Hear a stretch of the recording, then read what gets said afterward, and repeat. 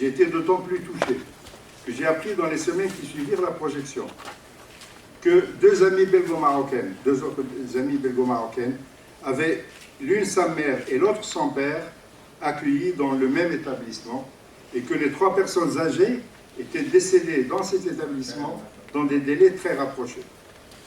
Me suis-je demandé, est-ce l'amorce ou la confirmation d'une mutation des familles émigrées qui ne peut plus accompagner les anciens à demeure?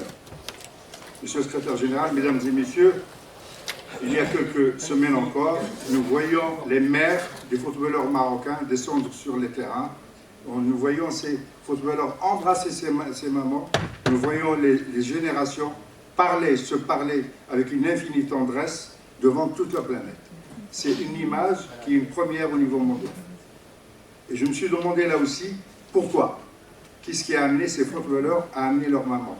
Qu'est-ce qui a amené ces footballeurs à discuter, à embrasser ces mamans devant la planète entière?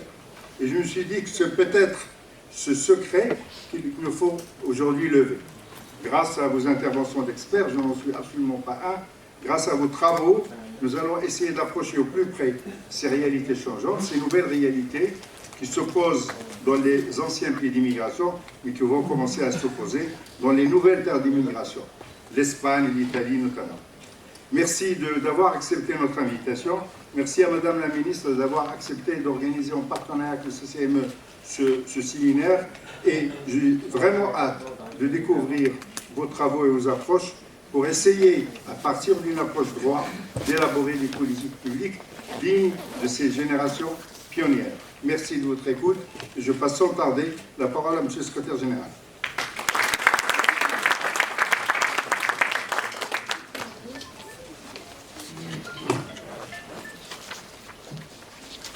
Bonjour, merci Monsieur le Président, Mesdames et Messieurs. D'abord, je voudrais vous transmettre les salutations de Madame Awad Tafriya, ministre de la Solidarité, de l'Insertion sociale et de la Famille, donc, qui n'a pas pu être parmi vous pour des raisons de malaise de santé.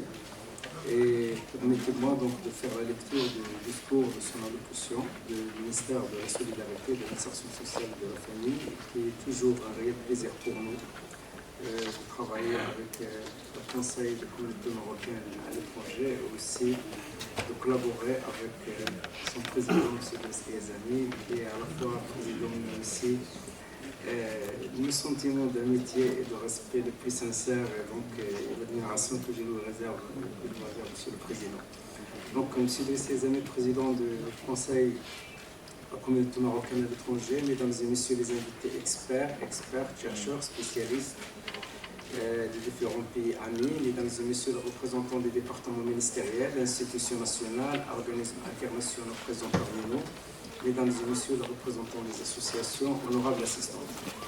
C'est un grand honneur et un réel plaisir d'être parmi vous aujourd'hui dans ce séminaire international organisé sur le thème Vivre dans l'immigration, vivre entre deux pays, retraités et migrés entre l'Europe et le Maroc. Je voudrais en premier lieu adresser mes vifs remerciements à M. Driss Ghazani, le président du Conseil de la communauté marocaine à l'étranger, pour son initiative, ses efforts déployés pour soutenir les Marocains résidant à l'étranger et promouvoir les droits des personnes âgées vivant dans différents pays.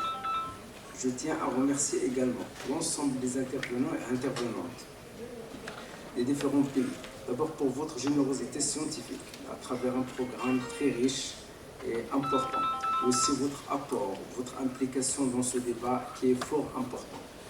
C'est un sujet qui nous interpelle tous, soit dans sa dimension droit des Marocains du monde ou par rapport à leur rôle dans le développement socio-économique de leur pays.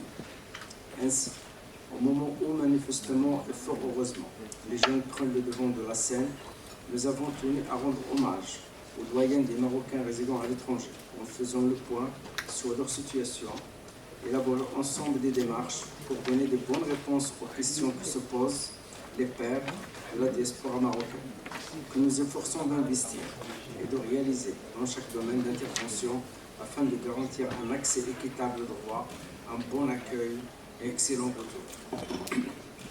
L'importance de ce séminaire vient aussi du fait que ces objectifs cadrent avec l'attention particulière accordée par Sa Majesté le Roi, que Dieu l'assiste, depuis son accession au trône aux Marocains du monde, à travers ses directives, notamment son discours à l'occasion de la 60e anniversaire de la Révolution des rois et des peuples, le 20 août 2022, dans laquelle Sa Majesté le roi a appelé à évaluer l'efficacité du cadre législatif des politiques publiques dédiées aux Marocains du monde et de doter cette communauté de l'encadrement nécessaire ainsi que des moyens et les conditions pour qu'elle donne le meilleur d'elle-même dans l'intérêt bien compris de son pays et de son développement. Fin de citation du discours de Sa Majesté. Mesdames et messieurs, notre pays connaît une transition démographique marquée par l'augmentation du nombre de personnes âgées de 60 ans et plus, et qui a atteint près de 4,5 millions d'individus en 2022, selon les projections démographiques du Haut Commissariat au Plan. Avec ce rythme, accélérer le vieillissement de plus de 2,8, dépassant de loin le rythme de croissance de la population qui est alors de 1,7. Le Maroc est appelé à doubler ses efforts pour garantir les conditions de bien vieillir. Conscient de l'ampleur de ces deux enjeux liés au vieillissement et dans l'objectif de promouvoir l'effectivité des droits des personnes âgées, en déclinant les orientations de Sa Majesté le roi Mohamed VI de l'Assiste, les recommandations de nouveaux modèles de développement, le programme gouvernemental 2021-2026, le ministère de la Solidarité, de l'Insertion sociale et de la Famille a élaboré une nouvelle stratégie appelée GISR 2022-2026. GISR, c'est Green, Inclusive, Social Smart Regeneration, c'est pour aller vers la régénération du capital humain, donc un pont vers un développement social, inclusif, innovant et durable, qui envisage d'investir dans la famille pour prévenir les difficultés sociales, améliorer les ciblages, diminuer le coût de l'inclusion, que ce soit sur le plan économique, social, environnemental ou sur le plan des valeurs. Cette stratégie est structurée autour de 3 piliers, déclinés en plusieurs axes et plusieurs chantiers. Le pilier 1, c'est l'écosystème social innovant et inclusif. Le pilier 2, c'est l'égalité et l'autonomisation des femmes et des leadership. Le pilier 3, c'est la famille, le système des valeurs et la durabilité. C'est dans ce cadre que le troisième pilier, famille, le système des valeurs et durabilité, le ministère de la Solidarité et de l'Insertion sociale de la famille a posé la question des personnes âgées, parmi les chantiers importants, prioritaires et structurants. Il a coordonné dans ce sens à l'élaboration du plan national pour un vieillissement actif. Il s'agit d'un cadre visant à créer des synergies entre les différents intervenants étatiques de la société civile pour mieux agir en faveur de personnes âgées vivant au Maroc ou à l'étranger. Il s'articule autour de 4 axes déclinés en mesures stratégiques échelonnées sur la période 2022-2026. L'axe 1, c'est la promotion de la participation et la valorisation des expériences des personnes âgées. L'axe 2, c'est le renforcement de la protection sociale et la promotion du vieillissement actif. L'axe 3, c'est le développement d'un environnement favorable, inclusif aux personnes âgées. Et l'axe 4, c'est le développement d'un cadre législatif des lois qui soutiennent les personnes âgées, avec deux piliers de mise en œuvre et de gouvernance, à savoir le développement de la connaissance, le suivi, l'évaluation des politiques, ce que nous contribuons aujourd'hui, et aussi la formation des acteurs, la digitalisation des interventions et des services. Ce plan d'action cible aussi les Marocains retraités âgés résidant à l'étranger à travers plusieurs mesures et mécanismes proposés pour assurer une protection effective des droits de nos aînés à l'étranger et au Maroc. Le gouvernement s'est engagé également à renforcer les droits des personnes âgées, y compris les Marocains résidant à l'étranger, à travers les différentes composantes du chantier de la protection sociale lancé par Sa Majesté le roi, que Dieu l'assiste. Le ministère, en collaboration avec les différents partenaires, prévoit aussi le développement de l'économie du soin, ou care économie, notamment les services, les métiers d'aide à la personne, comme les assistants sociaux, les auxiliaires de vie et autres services qui s'inscrivent dans le cadre de l'économie du soin. À ce titre, le ministère a fixé l'objectif de former 10 000 travailleurs sociaux qualifiés d'ici 2030 et a signé une convention de partenariat engageant le ministère de l'Enseignement supérieur et des différentes universités et l'Institut national de l'action sociale, qui est un institut spécialisé dans la formation en matière d'assistance sociale. Mesdames et messieurs, si l'immigration peut permettre aux Marocains du monde entier d'élargir leurs horizons, d'améliorer leurs conditions, d'enrichir leur expérience professionnelle, d'accéder à des univers sociaux et culturels différents. Ils s'accompagnent de contraintes, notamment en période de retraite, où ils subissent à des degrés différents des contraintes diverses. Par conséquent, le défi principal aujourd'hui est de mettre en place une base de données au registre des personnes âgées résidant à l'étranger dans chaque pays pour faciliter leur ciblage, améliorer leur accès aux différents services et opportunités qu'offre le Maroc. Nous avons également au sein du pôle social ouvert la possibilité de faire bénéficier des services des établissements de protection sociale d'aide aux personnes âgées, notamment les clubs du jour, qui offrent des services d'animation socioculturelle, des services de soins comme la kinésithérapie et autres. Nous sommes prêts également à soutenir les projets des associations ouvrant dans le domaine de l'accompagnement des Marocains résidant à l'étranger, soit au niveau du Maroc ou à l'étranger. Nous sommes ouverts aussi à soutenir les projets visant à investir dans les solutions technologiques en faveur des personnes âgées, surtout lorsqu'elles sont portées par des jeunes de la troisième génération, comme signe de reconnaissance de leur part à leurs seigneurs et acte d'engagement en faveur de leur pays inné et de leur pays. Mesdames et messieurs, enfin je tiens à saluer le travail acharné et les efforts continus déployés par le Conseil marocain à l'étranger et ses partenaires pour mettre en lumière les besoins des Marocains résidant à l'étranger, âgés, et je vous souhaite plein succès et attends avec impatience les recommandations et les résultats de ce séminaire qui feront sûrement un objet d'un nouveau partenariat entre notre département et le CCME. Je vous remercie. Je tiens à remercier Monsieur le Président, ici présent, et puis Omar Samaoudi, qui ont su réunir un parterre des chercheurs qui travaillent autour de cette thématique, donc de personnes âgées migrées. C'est vrai, je ne me suis pas présenté, donc vous avez vu mon nom, Emmanuel Jean-Belin, je suis professeur des universités, et je suis le titulaire de la chaire du travail social et d'intervention sociale de ma part. Voilà. Alors, j'ai l'impression que ces colloques, en fait, c'est une sorte d'autosociologie. Ouais, quand je parle d'autosociologie, nous sommes un certain nombre des collègues étrangers qui viennent de la France. Et quand j'ai regardé Claude Boltzmann, qui est venu de la Chine depuis quelques années, j'ai l'impression qu'il va parler de lui-même. Et quand je parle, je regarde Omar, je me dis, il va aussi parler de lui-même. Et moi, j'ai la tête un peu jeune, mais ne croyez pas, les Noirs ne vieillissent pas. On ne les voit jamais, donc voilà. Et donc, alors, je pense qu'on va aborder une question de personnes qui sont arrivées en France en service commandé. J'ai dit bien service commandé. Et qui ont connu, un certain nombre d'entre eux ont connu la misère, ils ont connu l'oubli, le mépris, la non-reconnaissance, la négation de la nation qui les a accueillis dans un certain nombre de pays d'Europe. Et alors que ces personnes-là ne demandaient qu'une chose, la reconnaissance. La reconnaissance de ce qu'ils ont donné, de ce qu'ils ont donné pendant plusieurs années dans ces pays. Vous voyez? Bon, alors, de l'autre côté, c'est vrai qu'on a tendance à les plaindre, en disant, les pauvres, tout ça, mais qu'est-ce qui leur arrive? Et personne ne les a arrêtés non plus, hein. C'est peut-être qu'ils sont restés, hein. Alors, pourquoi je dis ça? Parce qu'il y a des travaux qui autour de ces questions-là, notamment, effectivement, les gens que vous entendrez donner, quel travail, c'est la rationalité quand même des personnes âgées migrées, en partant du principe que ces personnes âgées migrées sont des êtres rationnels. Hein. S'ils sont restés, parce qu'ils savaient ce qu'elles faisaient. Et elles ne sont pas restées pour rien, parce que lorsqu'on regarde leur discours, dans les discours qu'ils produisent et tout ça, on voit bien que finalement, s'ils sont restés, ils avaient des raisons. Donc voilà, bon. Alors, moi, je ne vais pas trop traîner.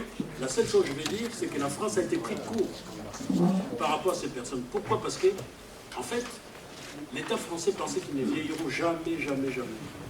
Ils resteront jeunes toute leur vie. Et puis, d'un seul coup, pouf, ils vieillissent. Ils vieillissent alors qu'il y a eu plusieurs rapports, et ensuite il y a eu effectivement les fameux rapports parlementaires. Mais quand on regarde ces rapports parlementaires, qu'est-ce qu'il en est aujourd'hui? Voilà. Donc je vais laisser la parole aux collègues. Donc bonjour à toutes et à tous. Merci beaucoup pour au président du Conseil des communautés marocaines de l'étranger et aussi au ministère de la Famille et de la Solidarité pour cette invitation. Merci aussi à Omar Samaroli d'avoir organisé ces beaux séminaires. Je dois dire que c'est plutôt rare qu'un pays d'origine organise un séminaire sur la problématique des personnes âgées immigrées. Et cela, c'est à saluer parce que souvent, ça se fait ailleurs. Et parce que c'est important aussi que les pays d'origine tiennent compte des situations qui vivent les ressortissants qui se trouvent à l'étranger. Donc, c'est quelque chose qui me semble très important. Moi-même, je suis donc professeur émérite à Genève et je préside aussi en Suisse quelque chose qui s'appelle le Forum national Âge et Migration, qui justement s'occupe d'essayer d'influencer les décisions du gouvernement suisse pour que les conditions de vie, les situations des personnes âgées immigrées soient prises en considération dans les politiques sociales, les politiques de la vieillesse. Donc c'est quelque chose qui me tient particulièrement à cœur de pouvoir parler de cette thématique.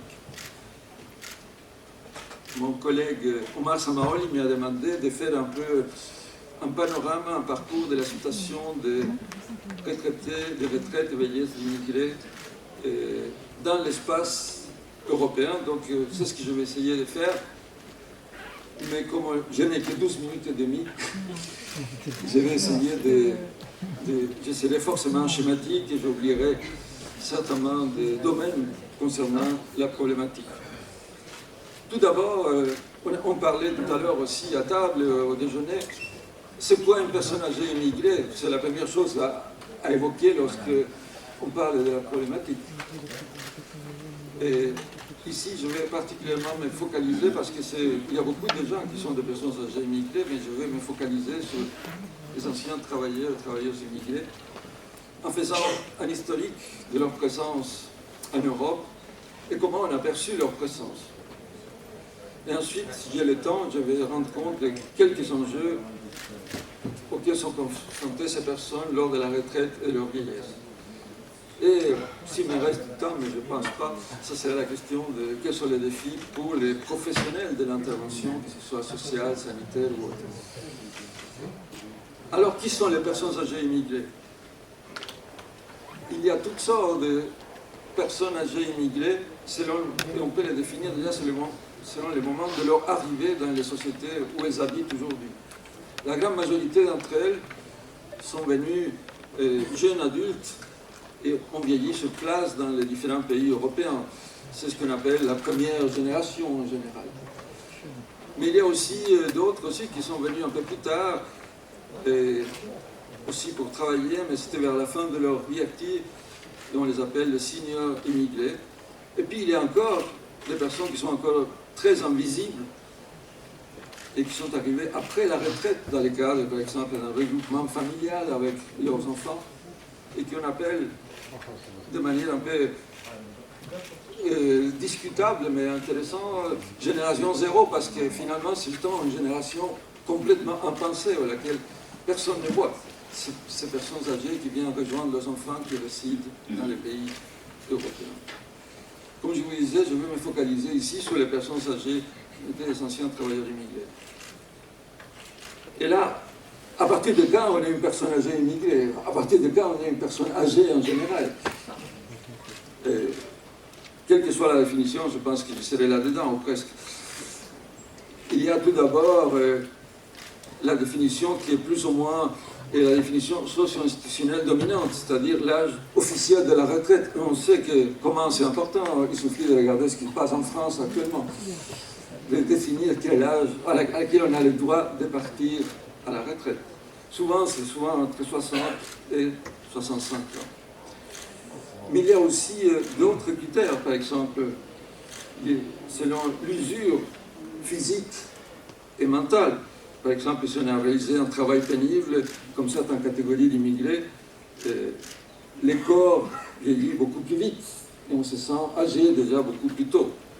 mais aussi selon les rôles sociaux qu'on exerce. Si on devient grand-parent, grand-maman, un certain,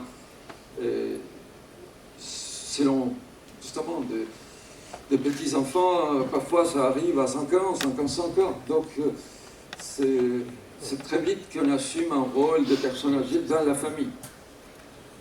Et puis il y a aussi, on dit aujourd'hui que beaucoup de gens sont en bonne forme lorsqu'ils partent à la retraite. Alors il y a des fragilités qui s'expriment beaucoup plus tard, par exemple après 70 ans ou après 80 ans. Et là aussi, on parle des personnes âgées. Donc c'est difficile, c'est toute une couche de personnes qu'on pourrait considérer comme personnes âgées immigrées. Et parmi ces personnes qui sont âgées immigrées, il y a donc celles qui ont vieilli sur place, la première génération, et qui sont arrivées pour la plupart à partir des années 1950, 1960, notamment dans les États d'Europe centrale et du Nord, qui ont fait venir des travailleurs immigrés, surtout travailleurs, c'est ça qui les intéressait, pour relancer leurs économies après la Deuxième Guerre mondiale, ils avaient besoin de main-d'œuvre et il n'y avait pas assez de monde sur place. Donc on est allé les chercher. Et plus tard, le même phénomène est apparu dans les pays d'Europe du Sud, comme l'Italie ou l'Espagne, le Portugal. Et c'est un phénomène moins marqué pour les pays d'Europe de l'Est, qui ont peu d'immigration, en tout cas internationale. Et chaque pays a fait appel à une main-d'œuvre des pays avec lesquels on avait des relations étroites. Par exemple, parfois c'était les anciennes colonies, parfois c'était des liens économiques et politiques étroits qu'on avait avec certains pays. Et parfois on n'avait pas tellement de relations, mais on a signé des conventions bilatérales avec certains pays pour recruter de la main-d'œuvre. Parfois on allait même dans les villages chercher les gens pour qu'ils viennent et faire la publicité pour qu'ils viennent travailler dans différents pays européens. Et quelles étaient les caractéristiques de ce migrant qu'on voulait à l'époque? C'était des migrants qu'on voulait temporaires, de passage, et c'était aussi des migrations conditionnelles et réversibles.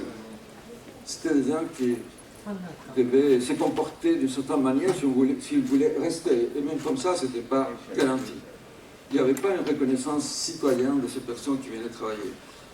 En général, les profils de ces personnes étaient plutôt peu qualifiés. Ils étaient soit d'origine ouvrière ou paysans dans leur pays d'origine. Et les travaux qu'ils ont exécutés étaient plutôt mal payés, pénibles et difficiles. Et les travaux que les nationaux ne voulaient pas forcément réaliser. Au début, c'était surtout des hommes seuls qui étaient maintenus dans des espaces séparés, mais aussi socialement et juridiquement à distance. Et comme l'a dit mon collègue Emmanuel Jouvelin, il y avait aussi une certaine rationalité dans ces personnes qui ont accepté ces travaux parce qu'ils se sont dit que c'était temporaire aussi et que c'était l'opportunité d'améliorer les sorts de leurs familles qui sont restées au pays. Donc ils ont accepté, même s'ils savaient que ça allait être difficile, parce qu'ils voyaient une certaine perspective intéressante. Ce qui est intéressant, c'est aussi regarder un peu comment ces personnes ont été nommées, parce que c'est là qu'on voyait les côtés provisoires de leur séjour, comment été perçus par les autorités des différents pays. Par exemple, au Royaume-Uni, on les appelait guest workers, travailleurs invités. Et en Allemagne, Gastarbeiter, qui veut dire la même chose, travailleurs invités. En Suisse, par exemple, travailleurs étrangers, alors qu'en Belgique, en France, c'était travailleurs immigrés, je pourrais continuer la liste. Mais on voyait que l'idée des provisoires était la règle dans la dénomination. Et il y avait un auteur qui s'appelait Michael Pyle, qui a sorti un livre à la fin des années 70 qui s'appelait Birds of Passage, justement où il évoquait la situation de ces personnes. Donc il faisait un peu utiliser la métaphore d'oiseau migratoire pour se référer à ces personnes qui, selon les saisons, vont rester un petit moment dans les pays de travail, un petit moment retournent et un autre moment au pays d'origine. Mais petit à petit, les choses se sont transformées, notamment, il y a eu un moment clé dans les pays européens, c'était la crise du choc pétrolier des années 70, où beaucoup de pays ont décrété qu'ils n'allaient plus recevoir d'immigration, que l'immigration allait stopper l'immigration du travail. On a commencé à parler de migration zéro. D'autre part, il y avait des pays d'origine qui ont commencé à demander de meilleures conditions pour leurs ressortissants. Ils ont demandé à renégocier les conventions bilatérales pour que leurs ressortissants puissent avoir plus de droits, notamment les droits au regroupement familial. Et comme les pays de résidence ont décrété la migration zéro, beaucoup de personnes qui faisaient des allers-retours ont décidé, bon, peut-être qu'il faut que je reste ici parce que j'aurai plus l'opportunité de revenir par la suite et je fais venir ma famille. Et donc, on est passé d'une migration purement de travail à une migration familiale ou d'installation. Bien sûr, avec quelques exceptions. Par exemple, en France, il y a beaucoup de travailleurs qui sont restés seuls et les fameux foyers pour jeunes travailleurs qui ont vécu dans ce qu'on appelait à l'époque le foyer Sonacotra. Et en Suisse, par exemple, on a continué avec une politique de travail saisonnier où les gens étaient obligés de rester 9 mois en Suisse et puis répartir 3 mois dans le pays d'origine. Et donc, c'était des personnes seules qui venaient uniquement pour travailler. Mais ces modifications d'une installation familiale sont devenues relativement invisibles dans l'imaginaire social, avec quelques exceptions, comme on a parlé tout à l'heure à table avec Omar Samaoli, quelques pays comme l'Angleterre qui ont commencé à parler des personnes issues de minorités ethniques. Donc tout à coup, on a commencé à les considérer comme faisant partie de l'ensemble national, mais comme des minorités. Ou en Hollande, on a commencé à parler des allochtones, c'est-à-dire des gens qui n'étaient pas autochtones. Pour faire la différence entre mais qui étaient quand même installés dans la société des résidences. Mais ce qui est important, c'est que malgré le fait que presque tous les pays donnent de l'importance aux problématiques de la migration d'une part et à la problématique de la vieillesse d'autre part, ces deux thématiques, on les a traitées toujours de manière séparée. On a considéré les migrants, et Emmanuel Juvin l'a dit, surtout comme éternellement jeunes, comme une ressource économique, comme des gens qui venaient rajeunir la main-d'œuvre, et surtout dans leur fonction économique, c'est-à-dire premièrement comme producteurs, ensuite comme cotisants pour la sécurité sociale, ensuite comme contribuables et aussi comme consommateurs. Et aussi, on les considérait donc comme dans une fonction démographique de rajeunir la population. On les considérait en fait comme des super-hommes toujours jeunes et que si, comme tout le monde devait quand même vieillir, ils allaient retourner à leur pays dans la vieillesse. Mais la question de la vieillesse était uniquement une problématique des nationaux. En fait, il y avait que les nationaux qui vieillissaient, et donc il y avait un peu une séparation entre les deux problématiques. Jamais, c'est quoi ça?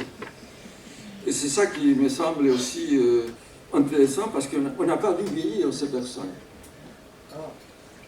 On a continué à voir ces personnes comme des travailleurs. Et on considérait finalement la retraite non seulement comme une frontière sociale, c'est-à-dire une frontière où on cesse d'être travailleur pour devenir pensionnaire, retraité, mais aussi comme une frontière spatiale, c'est-à-dire qu'on pensait que les gens à ce moment-là allaient retourner dans leur pays. Et ça a donné finalement une invisibilité des personnes âgées immigrées dans les politiques sociales et les politiques de la vieillesse. Et surtout, et là je parle aussi de mon gremium, c'est-à-dire des chercheurs, là aussi, dans la recherche officielle, c'est-à-dire dans les grandes enquêtes qu'on faisait sur les personnes âgées, rarement on considérait les personnes âgées immigrées. Il y a bien sûr quelques bons exemples en France, comme le CNAF, qui a fait quelques recherches comparatives. Mais par exemple, moi-même, en Suisse, j'ai participé à une première recherche où on essayait de faire des comparaisons entre les personnes âgées de nationalité suisse et les personnes âgées immigrées. c'est important de les suivre longitudinalement. Mes collègues m'ont dit, mais tu sais, c'est bien, bon, on va faire, mais les personnes âgées immigrées, on les élimine parce que ça coûte trop cher. Il faut traduire les questionnaires, c'est difficile, il faut des enquêteurs particulièrement formés, etc. Donc, qu'est-ce que ça donne? Ça donne une certaine invisibilité dans la recherche. On a l'impression que tout le monde vieillit beaucoup mieux que la réalité parce que les personnes âgées immigrées ne participent pas aux grandes enquêtes. Et là, c'est vrai, une véritable problématique. Et avec le Covid, la situation a encore empiré parce qu'on a beaucoup parlé des difficultés importantes des personnes âgées, de l'isolement, la situation, mais on a peu évoqué la situation particulière des personnes âgées immigrées qui étaient particulièrement isolées pendant cette période. Il y a d'autres collègues qui vont en parler. Vous me direz que si j'ai commencé... Il suffit de demander. Alors, comment ça se fait qu'on a commencé véritablement à travailler sur la question? Parce que petit à petit, il y a eu plusieurs types d'acteurs qui se sont sentis concernés par la problématique. Tout d'abord, on a découvert, notamment dans certains pays, c'était des travailleurs sociaux qui étaient en contact avec la problématique parce qu'ils ont découvert qu'il y avait une couche de personnes particulièrement précaires, pauvres, en souffrance, et ont alerté les autorités. Il y a eu aussi le rôle des associations d'immigrés ou simplement d'associations locales qui ont tout à coup vu que cette problématique existait et que c'était important d'agir, de faire quelque chose, mais aussi des chercheurs dans certains pays où la question n'était même pas évoquée par les travail social ou les gérontologues ou les personnels de la santé. Et en fait, ce qui s'est passé, c'est qu'il y a eu une absence de retour de mobilité, parce que finalement, la plupart des enquêtes montrent qu'environ moins d'un tiers de personnes âgées et immigrées retournent au pays après la retraite, et que la plupart, dans la mesure de leurs possibilités, conservent leur domicile officiel au pays d'immigration et passent une partie de l'année, ce qu'ils peuvent, parce qu'il y a beaucoup d'entraves administratives, légales ou autres, dans les pays d'origine.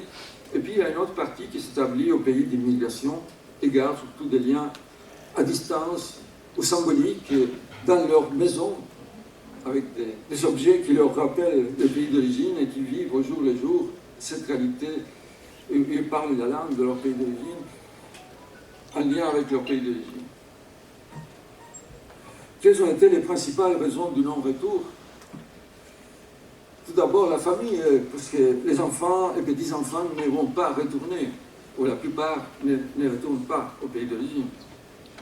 Mais il y a aussi des questions très matérielles, mais très importantes. Par exemple, beaucoup de personnes qui aimeraient retourner savent que s'ils retournent, ils vont perdre une partie de leurs prestations non contributives ou qui ne pourront pas toucher la pension de retraite parce qu'il y a, selon les accords bilatéraux ou l'inexistence des accords bilatéraux avec les pays d'origine, ou parce qu'ils ont besoin ils ont une mauvaise santé, ont besoin de services et de prestations de santé à proximité, ou parce que leur réseau social, au fil des années, est devenu le réseau local, le réseau de tous les gens leurs voisins, leurs familles, leurs amis, parce que simplement ils ont pris l'habitude d'une certaine manière de vivre.